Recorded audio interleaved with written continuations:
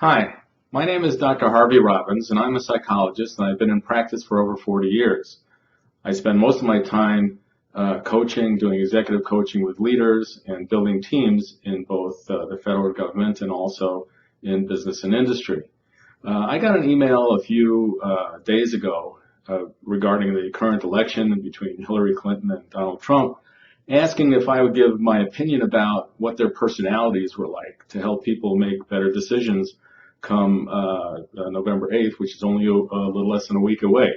So I thought I'd give you a little bit of an idea of what different personalities are like and which kind of personality I think Hillary Clinton has and which kind of personality Donald Trump has, and let you make a decision on who you think it would be a better president based on their personality. A lot of other things that go along with it, obviously, but just from a personality standpoint, I thought it would be interesting.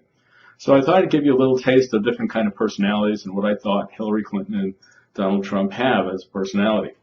This is a map of different kinds of different personalities, and I just want to go over this really, really briefly to give you an idea of what different personalities are like.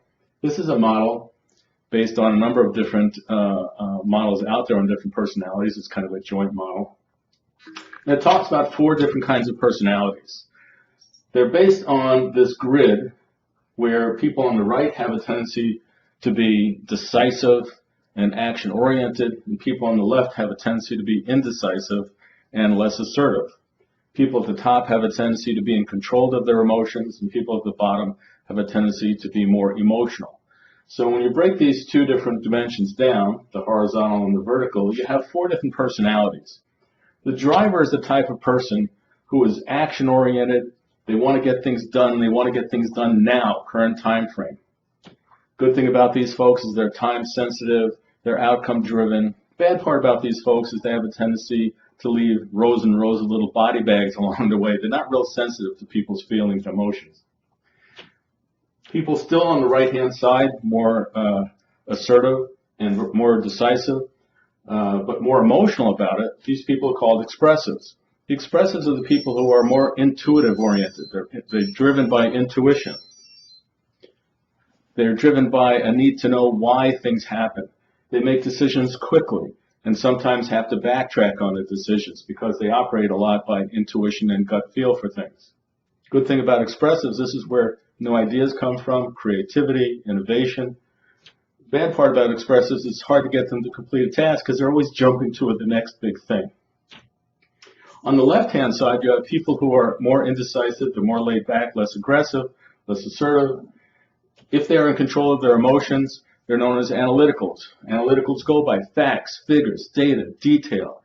They're always looking for what's gone on in the past, as opposed to expressives who are always looking towards the future for things.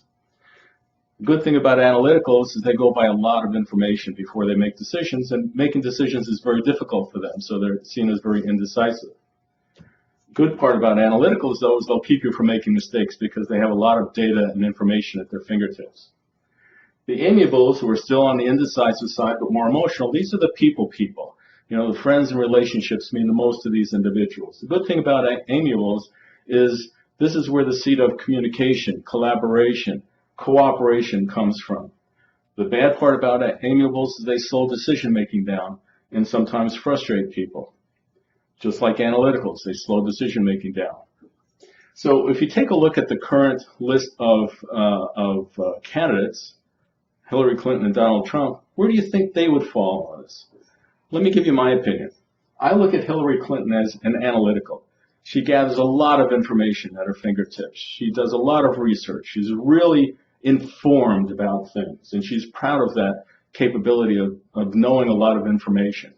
Bad part about Hillary Clinton being an analytical is she's hesitant to pull the trigger and make decisions on things, as indicated by the Benghazi issue, where she didn't want to make any decision about sending any kind of operation in. Not that she could, but the decision was hard for her to make because she's not very decisive. As opposed to Donald Trump, who's down here in the expressive, in my opinion, who's quick to make decisions. He goes by his gut feel for a lot of things, but he's unpredictable as a result. So the question then becomes trust. Who do you trust? Do you trust someone who would keep things going, have a lot of information, but is very sort of indecisive and passive-aggressive, frankly. People on the left-hand side are passive-aggressive. Or do you want someone who want to take the risk on someone who will make quick decisions, maybe have to backtrack on them, but they'll be exciting and they'll change things up a lot? So this is my quick view of the different personality types that are out there, and my view, at least, of who would make a better president. I mean, there are advantages and disadvantages of both. If you want someone who will keep things going and not be very decisive and keep the economy going the way it is currently, then Hillary Clinton's your person. If you want someone who has the potential, and I mentioned potential, to move the economy forward faster, be more experimental, and change things up and make people uncomfortable, then Donald Trump is your candidate. So that's my take on different personalities and where I think the current list of presidential candidates are. Thank you.